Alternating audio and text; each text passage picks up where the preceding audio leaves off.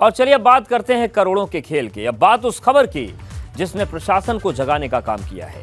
ABP Ganga ने एटा में 200 करोड़ के सरकारी जमीन घोटाले की खबर को प्रमुखता से दिखाया और घोटाले का पर्दाफाश किया, जिसके बाद प्रशासन ने एक्शन लिया है। 250 बीघा जमीन को मुक्त कराने का काम किया गया है और 2 नामजद आरोपियों पर एफआईआर दर्ज की गई। दोनों आरोपी रसूखदार हैं, जिनमें से एक का नाम नरेंद्र देव उपाध्याय तो दूसरे का नाम मनोज चतुर्वेदी है।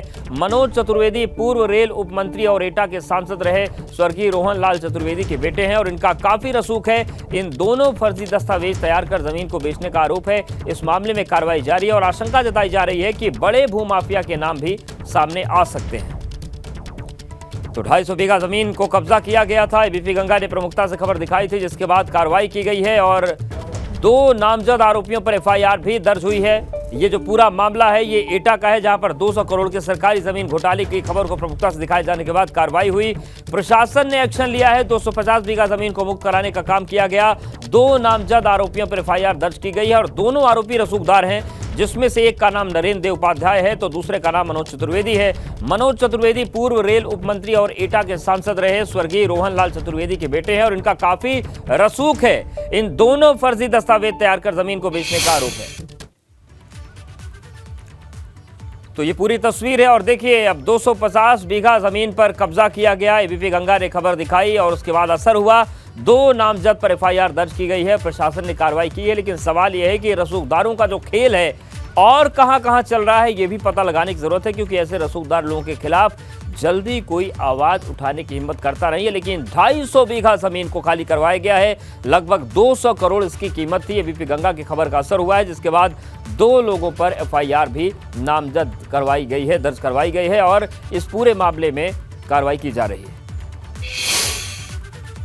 एटा के जिलाधिकारी अंकित अग्रवाल ने बड़ी कार्रवाई की है और यहाँ की जो 250 बीघा सरकारी बंजर की ज़मीन थी, जिस पर कब्जा कर लिया गया था और एक बड़ा हाईटेक सिटी बनाने की योजना थी, उसको ध्वस्त करते हुए इस ज़मीन को पुनः सरकारी बंजर ज़मीन में दर्ज किया गया है। पूरी तरह से बेचने का इरादा था। बहुत सारी ज़मीन इसमें से बेच भी दी गई थी, लेकिन जैसे ही जिलाधिकारी ने 3 सदस्यीय कमेटी बनाकर इसकी जाँच कराई तो ये पता चला कि ये ज़मीन जो है, जो पूर्व रेल उप मंत्री थे भारत के रोहन लाल चतुर्वेदी, उनके बेटे मनोज चतुर्वेदी के नाम थी। कुल मिलाकर ये जो घोटाला है ये इतना बड़ा घोटाला है कि ये अगर आगे और चलेगा तो अभी 250 बीघे का घोटाला निकला है।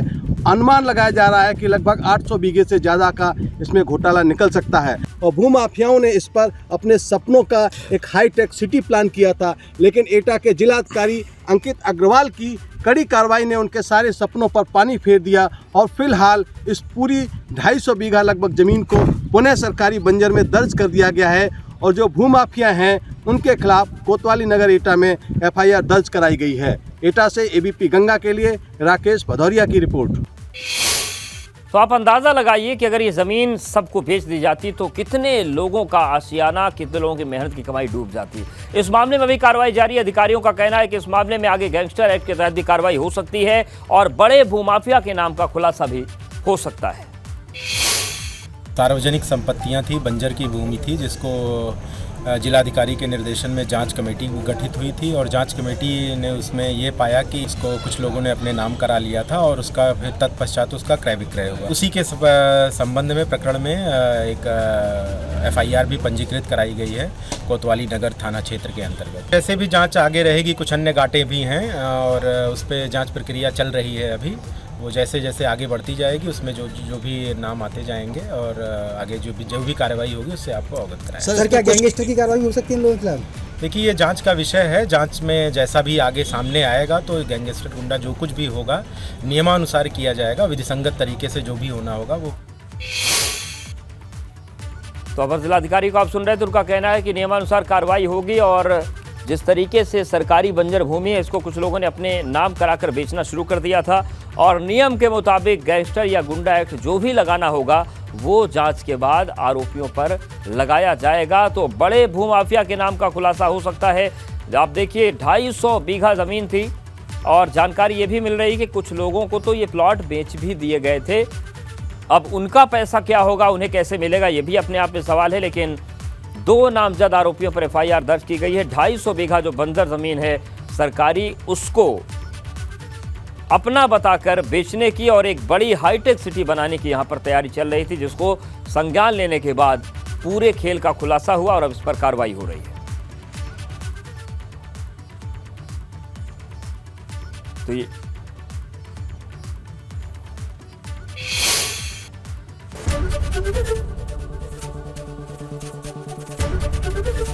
एबीपी गंगा, खबर आपकी, जुबान आपकी।